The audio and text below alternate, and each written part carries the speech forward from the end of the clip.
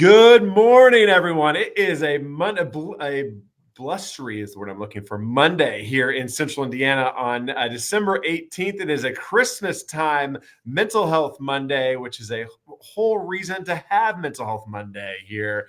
I'm Mayor Chris Jensen, Noblesville, Indiana. Welcome to everyone who watches us from all over the world. I am joined once again by my good friend, somebody who has graciously given her time, talents, and treasure to this cause, Kristen Boyce, the owner of Pathways to Healing Counseling. Good morning and Merry Christmas, Kristen. Good morning, Mayor Jensen. Merry Christmas. Happy holidays. We're happy that anybody that can join us today is here or watching the replay.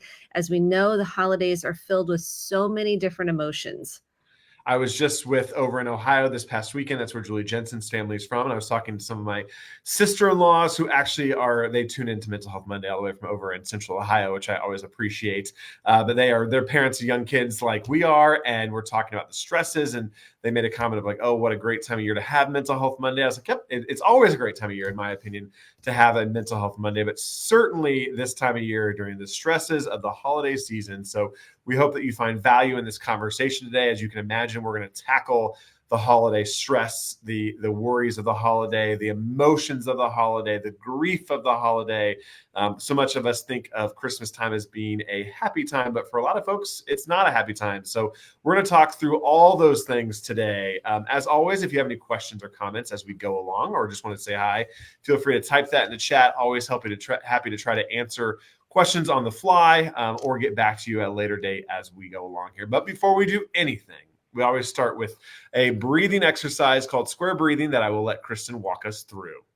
And during the holidays, when you feel that stress or you don't have enough to give or you feel not in the holiday spirit, this is the number one thing I want you to try to do often. So maybe every hour, you're going to take 4 to 5 breaths. You're going to first start with your feet on the floor. So we're centering the body. We're not in the past and worrying about what we don't have and what we didn't do and maybe how we messed up or we don't feel enough, or we're not in the future, anxious about how things are going to be received or expectations. We're right here, right now. So it helps ground us into the present moment. So we feel our feet on the floor. We're going to take a big, deep inhale through our nose.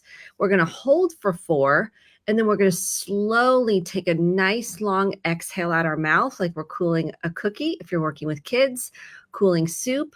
So we want the exhale to be longer than the inhale, but a big, deep belly breath. So let's do this together, 2 breaths. So big, deep inhale through your nose. Hold if you can. And release slowly out your mouth.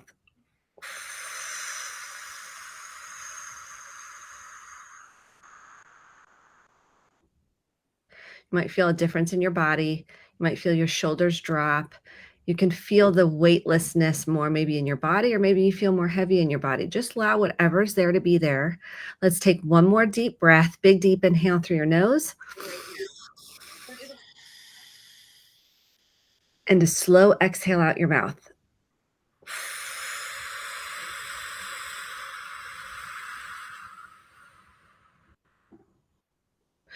If you need a stretch, if you need to, move around at all, let your body do what it needs to do to recenter, calm, and rejuvenate for the present moment.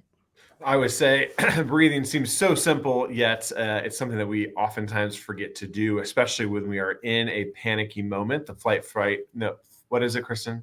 Fight, flight, freeze, or fawn. Fawn is the people-pleasing response. Yes, we oftentimes forget to breathe through those moments. It's a great thing to be able to do, teach yourself how to do, and then model for your kids. I always talk about that. I try to make sure that the Jensen kids know how to breathe, and they've gotten good to even remind each other that, the older ones remind the 2-year-old sometimes when she's losing her ever-loving mind that we need to breathe and take a deep breath. So it doesn't always work, but at least we're trying at our house to breathe through it. So, so important. All right, let's talk about the holidays. Again, it was actually just snowing a little bit earlier today here in Noblesville, which is, I guess, exciting if you like that sort of stuff. But, not everyone does. And Christmas is 1 week from today.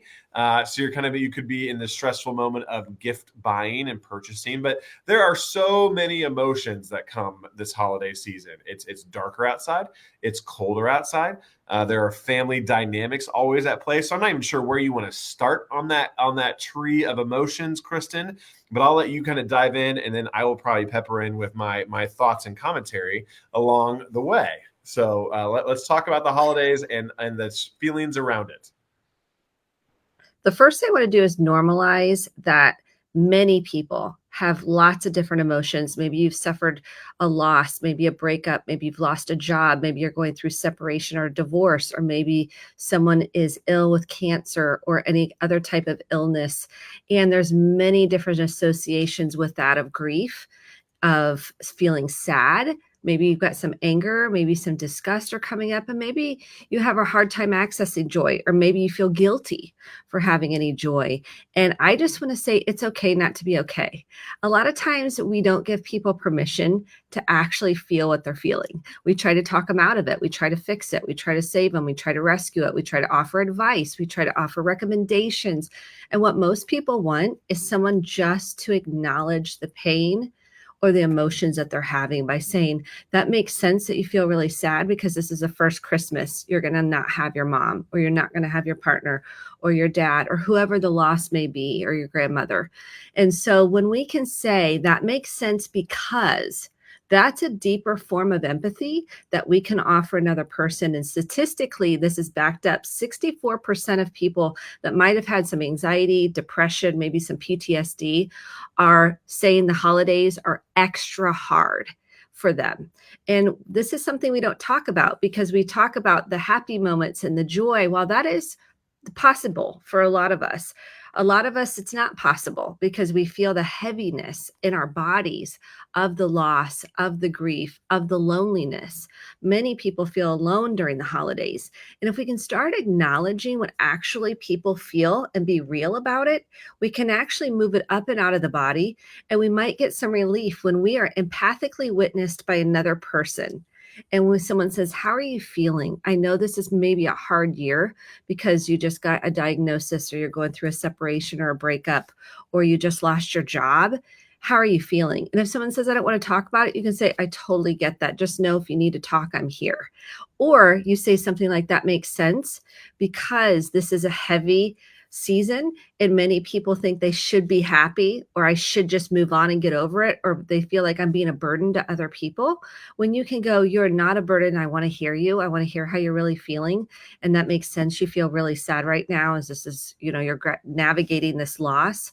What a great gift you can give somebody else. And not only that, if we can do that for ourselves and offer compassion for ourselves, instead of making us feel like something's wrong with me, that I don't feel happy, or something's wrong with me, that I think I should be over it by now, we can say, you know what? It's okay. I'm having a hard time. It's okay for me to cry. And actually, therapeutically, we know if we can let the sadness out, that we can move it. It's like a wave that comes in and out of the body, and we can ride that wave. We're actually going to relieve that burden of feeling that heaviness inside the body. Maybe you're feeling it in your feet, your chest, your shoulders, your neck, behind your head. We can actually help the body feel better and us unburden ourselves. Well, so I want to freeze at that moment for a minute and come at this from the perspective of the happy person. So say you are the happy warrior this time of year, that you love everything about Christmas. You know, what is there not to love? The cold weather, that, you name it. You love everything. You cannot comprehend why someone would not love to, at your level, the holiday season. Can you maybe talk about maybe some do's and don'ts? Because again, I think that's a critical role to play, and that's awesome that you're happy. But can you talk a little bit about do's and don'ts on how to maybe approach those people who aren't maybe as happy? Because I think that is a hard spot for some people to be in.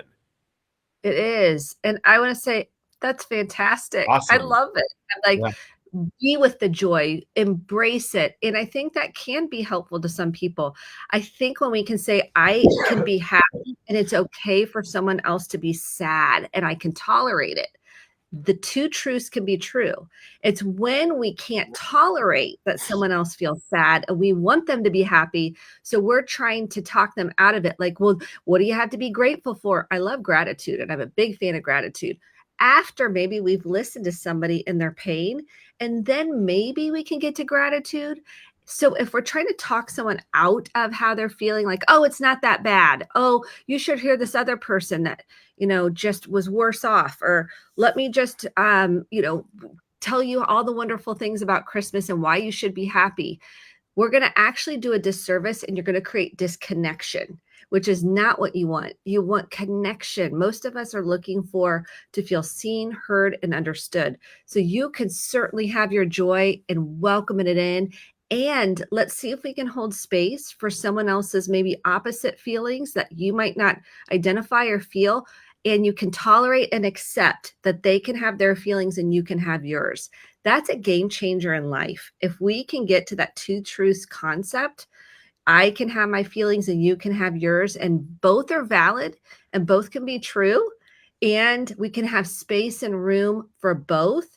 It's going to change your life because you're going to be able to tolerate other people's emotions. Yeah, I will say that's one of the things I probably struggle with the most. I'm a fixer, especially like I think about my marriage. I'm always one like, why are you upset? Yesterday, you're mad that the dog pooped on the floor. Like, why are we so upset about this? No one died. But I really have tried to work on the two truths component. That I'm not. What is it to me to tell someone how, or tell Julie Jensen how she should feel about something specifically? They're entitled to their feelings. And I need to work on myself accepting those feelings and maybe giving just the grace and space to allow those feelings to process through. Yes. And I am notorious to do this with my kids because I want them to feel better. I don't want them to feel shame, that they're not good enough, or I don't want them to feel like there's something wrong with them. So I can go towards that when I want them to feel better. And I can be like, well, you are so gifted at XYZ. But instead, what they want, my kids will notoriously tell me, I don't want you to fix it. I just want you to listen. And during the holidays, if someone's sad, you could say, do you want to talk about it? And if they say no, respect that. If they do want to talk about it, say, do you want me to listen? Or are you looking for feedback or advice? This is a great cue. If I could write it on a note card. Not everyone's looking for feedback and advice. Not everybody's looking. Most people, I would say 99% of the time, they don't want your feedback or what you did or what worked for you or, your solution to their problem. They just want you to hear them and acknowledge their pain. This is so hard to do. Sounds great in theory, but asking, do you just want me to listen, or do you want feedback or any input? And if they say, yeah, no, then you've got to zip it. And this is where you have to do your deep breaths, because you're like, well, if you'd only, talk about it, if you'd only go talk to somebody, if you'd only XYZ, you'd feel better. We have the solution to their problem, but they don't really want that. They just want to process it. Yeah, they're about ready to tell you what if only you would do something, Exactly. And yeah, Bonnie, thanks for that shout out. The giving grace and space. Somebody taught me that not too long ago. I think it's a great this time of year. Some grace and some space. I love it. All right, let's talk a little bit from the perspective of the sad person. So we have the annoying elves all around us. You're not a Buddy the Elf. Maybe you've lost. Let's talk about grief first of all. That is a huge component this holiday season. But then touch on some other feelings. If you are just feeling down, how do you approach the holidays if you are that person that's really struggling? Yeah. Here's the first thing I want to say is it's okay to not be okay. I've said that. I could say that a million times. It's okay to have your feelings, and it's important that you're acknowledging what you feel, because we think, well, I shouldn't feel this way. I should just be happy. And that's shaming yourselves. We should all over ourselves instead of offering ourselves that grace and space to say, I love Bonnie's grace and space phrasing, to be able to offer ourselves that compassion and acknowledge that, yes, I am probably not going to be joyful. What I tell clients to say when they're having grief is I give them all the permission slips to give the forewarning ahead of time. So I'll say something like, hey, I really want to come to Christmas. I really love you and I want to be with you. And that day, that morning, I might not feel up to it. So I might not be able to come. I might just need to just take a pass. So I just want to give you the heads up. Now, some people can get upset by that. Some people can be respectful of that. It's up to you to respect your own needs and to know yourself. And I say when we say grace and grief, grace is imperative because grief just won't let you do things sometimes that you normally do. It changes us.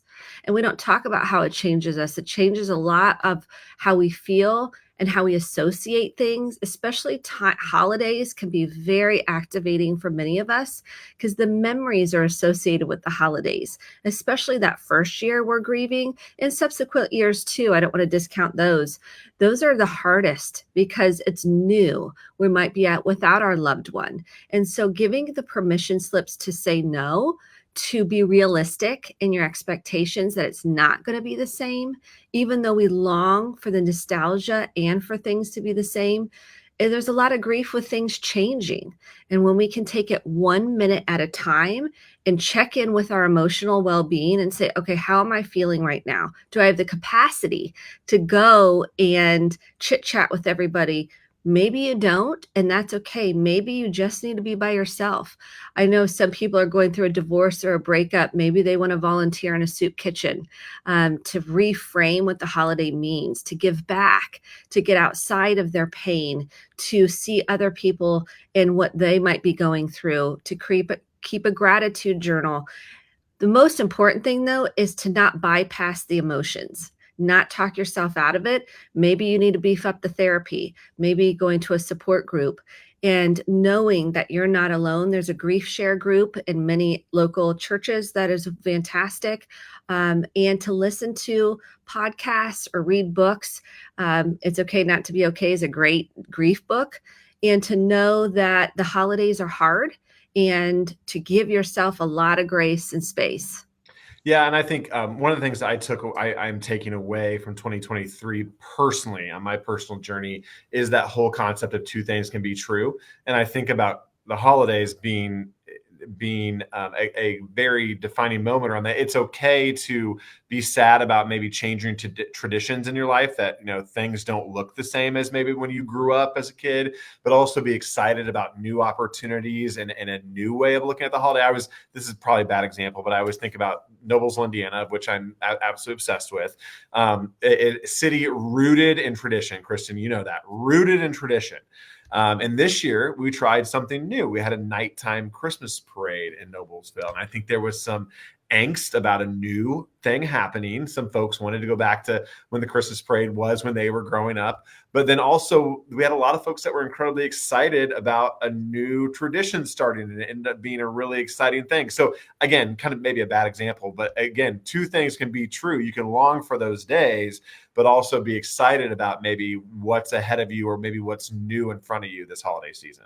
I love how you frame that because you also, I think there's important with the two truths can be true concept that we want to talk about is your capacity to tolerate the discomfort of the change. You have a higher capacity to tolerate the discomfort of a change and take the feedback that your truth, that makes sense. You're grieving over the tradition. You can hold space for that grief or that, longing for that tradition. And at the same time, to your point, you're holding space for the new possibilities. That takes a lot of self-work to be able to do both and a lot of self-awareness. And I think this is a key concept when we're looking at the holidays and expectations and this fantasy of everything's going to be fantastic and we're all going to, sing by the fire, kumbaya, when we can go, you know what? I'm going to accept it as it is. I'm going to accept how anybody comes forward and let them be however they are. And that I'm going to tolerate that. It changes the game because we no longer hold on to this idea of this perfect holiday. And we can go, you know what? I'm going to be present. I'm going to just welcome whatever is in the moment. That takes a lot of self-regulation. And I'm not going to drink myself and numb it because that's a depressant. I see a lot of uptake in alcohol and substance use. And what ends up happening is you feel worse. You say things, you do things that you regret. You have a shame around it. And I just want to say that makes sense because you're trying to comfort yourself with all of the pain you're feeling, the loneliness. And when we can replace that with something else, and it might be you go on a nature walk. It might be you spend more time with your pet. You might reach out to a friend and check in. You might write someone a letter. and tell them how much they mean to you. You know, things that really matter, that you're making a difference and you have some purpose, can transform that feeling of loneliness. And it doesn't mean it's not going to be there. It's going to be there. And we're welcoming in some other possibilities. Yep. We're not extinguishing it. When we try to extinguish things, it just pushes them back down into the body and makes them bigger. Yep. I love that. Before I take a quick little Mental Health Monday timeout, because Fulton Raz, I don't know you, but I appreciate you asking, what's my favorite Christmas cookie or Christmas candy? I've not been asked this before. I will say, Fulton, I actually had some Buckeyes this weekend over in Ohio, which is the peanut butter balls with chocolate on the outside. Delicious. I will also say there's these Kringles from Wisconsin that somebody sent my office not too long ago, and that was probably the best Christmas cookie dessert I actually had. So those are my two. Kristen, do you want to chime in real quick on your favorite Christmas cookie or candy? If y'all remember Roslyn Bakery, Oh yeah, I love their Santa cookie. Now they don't make them anymore, but I love their Santa cookie. It was so good. So and that's my two favorite. things can be true, so you can move on to your new thing while remembering the past. That's right. And I just want to acknowledge, is it Fulton? I don't have my glasses on. Yeah.